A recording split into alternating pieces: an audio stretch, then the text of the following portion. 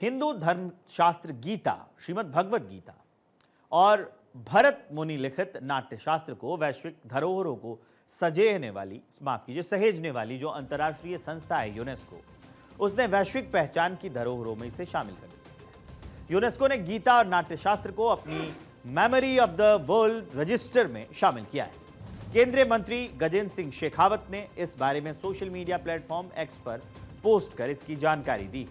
PM Modi ने गजेंद्र सिंह शेखावत की post पर कमेंट करते हुए लिखा कि दुनिया भर में हर भारतीय के लिए यह गर्व का क्षण है।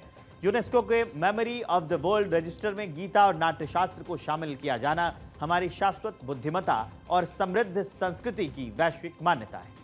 उन्होंने आगे लिखा कि गीता और नाट्य शास्त्र ने सदियों से सभ्यता और चेतना का पोषण किया है। उनकी अंतर्दृष्टि दुनिया को प्रेरित करती रहती है। अब इस अंतर्राष्ट्रीय सूची में भारत की कुल 14 धरोहरें शामिल हो गईं। केंद्रीय मंत्री गजेंद्र सिंह शेखावत ने इस बारे में सोशल मीडिया प्लेटफॉर्म एक्स पर पोस्ट करते हुए लिखा कि भारत की सभ्यतागत विरासत के लिए एक ऐतिहासिक क्षण है। श्रीमद् भगवत गीता और भरत मुनि के नाट्य शास्त्र को अब यूनेस्को के memory of the world register में अंकित किया गया है।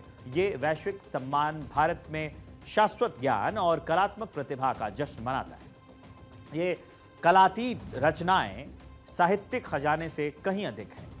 वो दार्शनिक और सौंदर्यवादी आधार है जिन्होंने भारत के विश्व दृष्टिकोण और हमारे सोचने, महसूस करने, जीने और अभिव्यक्त करने के तरीके को आकार दिया है।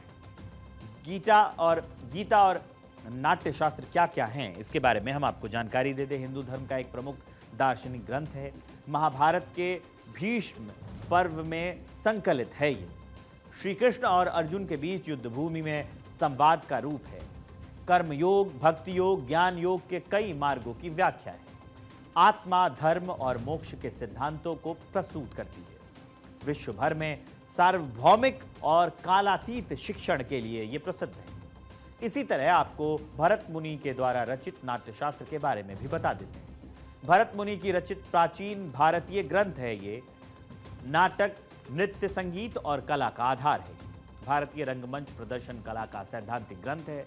रस, भाव, अभिनय और मंच सज्जा का विवेचन है। इसमें नवरस की अवधारणा को प्रस्तुत करता है।